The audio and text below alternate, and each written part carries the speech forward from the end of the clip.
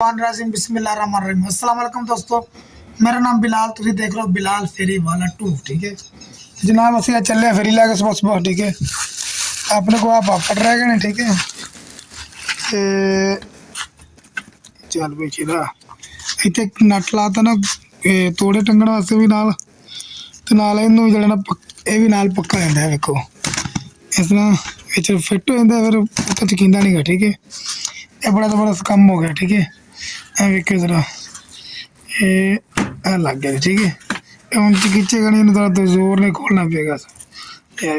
के खुल गया ना, एक लाख का लाख बन गया तो नाल तोड़े छुड़े भी टंग लेते हैं। तोड़िया तो नाल ही ने असर दिता कड़पेचे ने। ठीक है जनाब अपने को एक पूरा रह गया। ठीक है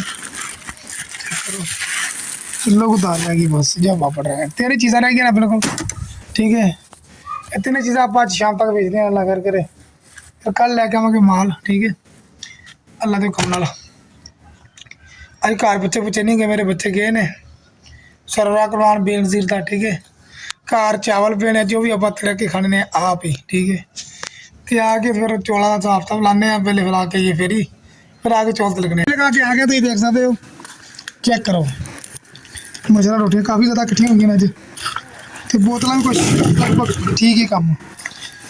रोटियां तो बोतल कट्ठिया कर लिया सुबह सुबह इंशाअल्लाह ताला। तो अज तुहानूं एक और गल सुनाई असी कि साडी अज शादी दी सालगिरह है जी, 8वीं शादी दी। 8 साल हो गए शादी में साडी अज। ठीक है चौथा महीना 14 तरीक है अज। ठीक है 8 साल हो गए अज। ठीक है अज वैडिंग एनिवर्सरी साडी जी। असी कोई केक वगैरह या कुछ होर कोई नहीं करना, असी कोई उससे मुताबिक चीज़ लियावांगे, अल्लाह की राह ते तकसीम करांगे निक्के निक्के बच्चों तो शाम को 2 रकात नमाज पढ़ांगे दोवें जी।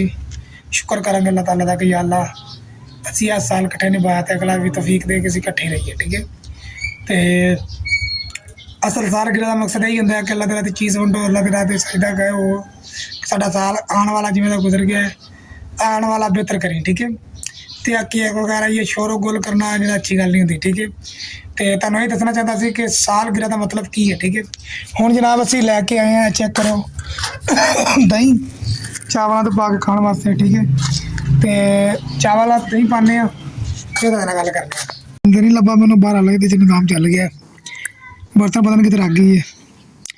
तो ये मैं आलू पाले का सालन पिया सी, मैं कहा आलू पाले का सालन पा खाने दही का बाद गुजाब किताब लावांगे। चावल के नाल दाल चावल के नाल आलू पालक बड़ा मज़ेदार कम बनता है। ठीक है कि नहीं, आलू पालक का सालन है नाल चावल ने तड़के वाले, इनू खाने फिर करने गल तो गल फेरी लगा के आ गए वापस। देखो साडा माल जरा प्रॉपर लगा के खत्म हो चुका है। ठीक है थोड़ा माल सी किलो को पूरा सी, किलो को दाल सी असी मुका दी हुई है। ठीक है चेक कर सकते हो, पापड़ खाली ने, हाँ पापड़ ने थोड़े जे, ये मेरे बालन होने खा जाने नहीं। ठीक है कि नहीं लगे ने खान अगले। आ रोटियां ही थोड़िया जी बच्चे दे, आ थोड़िया बोतलों ने थोड़े। ठीक है ये जी है साडी अज की फेरी। वो तेरा भला हो जाए लगी है रोटियां 5 किलो हो ही जानियां अंदाज़ा। चलो जिन्नियां भी हो गई बाल फेरी अज की अपनी मुकम्मल। सवेरे माल लैके आना इंशाअल्लाह ताला नवा, तो पतीसा छाट पतीसा नहीं मिल रहा, पतीसा दुआ करो मिल जाए। ऐतकी पीली 2 माल तो पतीसा नहीं मिले आपको। ठीक है बहरहाल कोई गल नहीं, सुबह माल लेवांगे फिर पता लगेगा की अंदर की नहीं। तो खाने पूछ लीए खाने की बन रहा है जनाब? आटा आटा बन रहा जी खाने के नाल। आटे के नाल की कुछ है?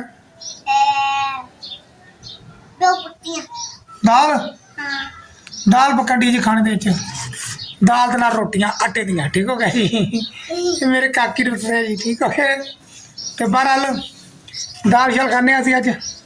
ठीक है वैसे भी साडी सादी सालगिरह है। ठीक है चीज़ वंडनी सी वो चेता ही नहीं रहा, हम सुबह लियावांगे इंशाअल्लाह ताला वंडांगे। तो बाकी हंसते वसते रहो, खेडते रहो, चैनल सबसक्राइब करो, लाइक करो, सब्सक्राइब करो। ठीक है तो मिलने नेक्स्ट वीडियो। अल्लाह हाफिज़।